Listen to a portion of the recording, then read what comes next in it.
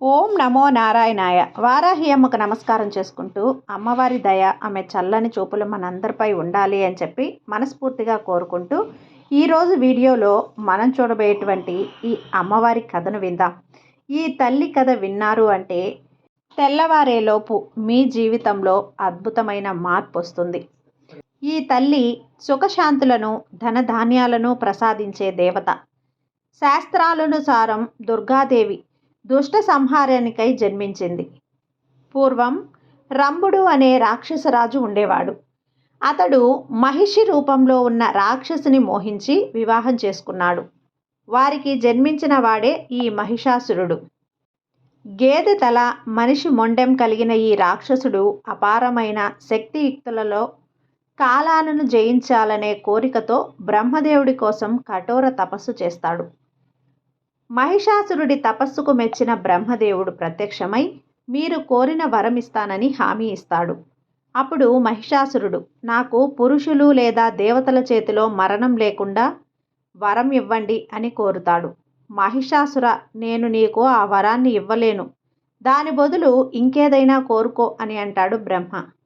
అయితే ఓ బ్రహ్మదేవా, నా మృత్యువు ఒక కన్య చేతిలో మాత్రమే జరగాలి అని వరం కోరుకున్నాడు. అప్పుడు బ్రహ్మదేవుడు తదాస్తు అని చెప్పి అంతర్ధానమయ్యాడు. ఒక కన్యకు తనని చంపేంత శక్తి ఉండదని మహిషాసురుడు అనుకున్నాడు.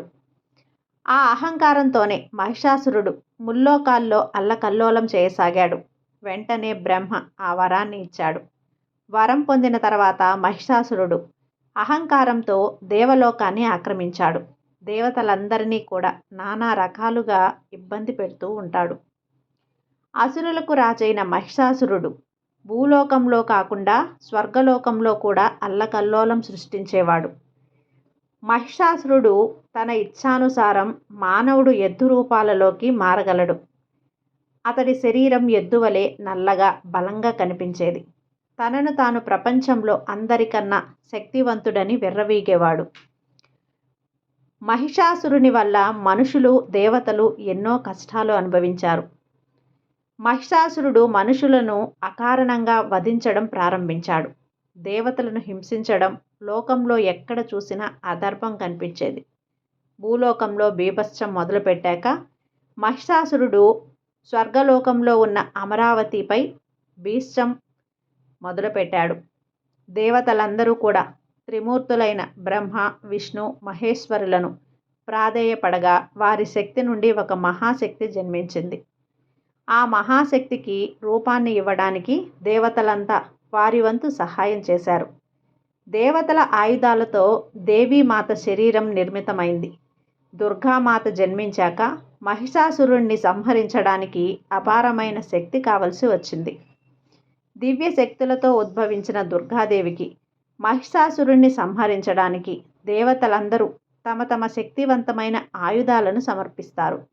అవేమిటంటే శివుడు త్రిశూలం, విష్ణువు సుదర్శన చక్రం, వరుణుడు శంఖం, వాయుదేవుడు బాణాలు ధనస్సు, ఇంద్రుడు వజ్రాయుధం, హిమవంతుడు సింహం, దుర్గాదేవి వాహనం.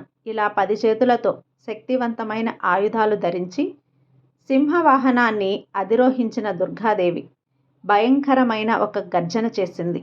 ఆ గర్జనకు ముల్లోకాలు కంపించాయి. ఆ దుర్గాదేవి స్వరూపం అసురులకు భయం పుట్టించేది. ఓ తల్లి, ఈ రోజు నుంచి నిన్ను ఈ లోకమంతా దుర్గాదేవిగా పిలుస్తారు. ఆ మహిషాసురుడు ముల్లోకాల్లో బీభత్సం సృష్టించాడు. మీరే ఆ మహిషాసురుణ్ణి సంహరించాలి. మహిషాసురుణ్ణి అంతం కేవలం మీ చేతుల్లోనే ఉంది.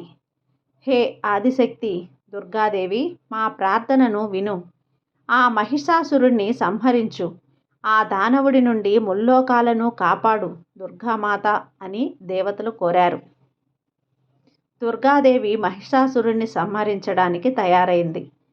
దుర్గాదేవి గర్జన విన్నటువంటి మహిషాసురుడు ఒక స్త్రీ తనపై యుద్ధానికి వచ్చిందని గర్వంగా భావించి ఆమె శక్తిని తక్కువ అంచనా వేశాడు.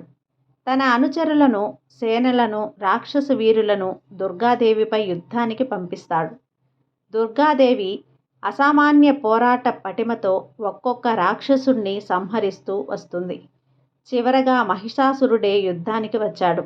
అతనికి ఉన్న మహిమల వల్ల గేదె, సింహం, మనిషి ఇలా రూపాలు మార్చుకుంటూ అమ్మవారిని కలవరపెట్టే ప్రయత్నం చేస్తాడు.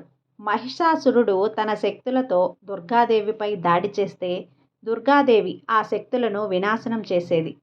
దుర్గాదేవిపై మహిషాసురుని అస్త్రాలు ఏవీ పనిచేయలేదు. మహిషాసురుడు దుర్గాదేవిని చూసి భయపడ్డాడు.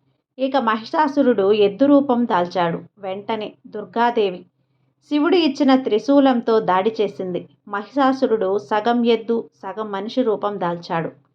పై భాగం ఎద్దుది, కింది భాగం మానవుడిది. త్రిశూలంతో మహిషాసురుణ్ణి సంహరించింది దుర్గాదేవి. ఆమె మహిషాసురుణ్ణి, రాక్షస సేనను కూడా వధించింది. ఈ విధంగా ముల్లోకాలకు మహిషాసురుడి నుంచి ముక్తి లభించింది. దేవీ దేవతలందరూ దుర్గాదేవిని పూజించారు. సింహవాహనంపై వస్తున్న దుర్గాదేవిలపై పూల వర్షం కురిపించారు. ఆనాటి నుంచే దుర్గాదేవిని లోకమంతా కూడా మహిషాసుర మర్దని అనే పేరుతో పిలవసాగారు. ఈ కథ మీకు నచ్చినట్లయితే లైక్ చేసి సబ్స్క్రైబ్ చేయండి. మరికొంతమంది భక్తులకు షేర్ చేయండి. సర్వే జన సుఖినో భవంతు. జై వారాహి మాత.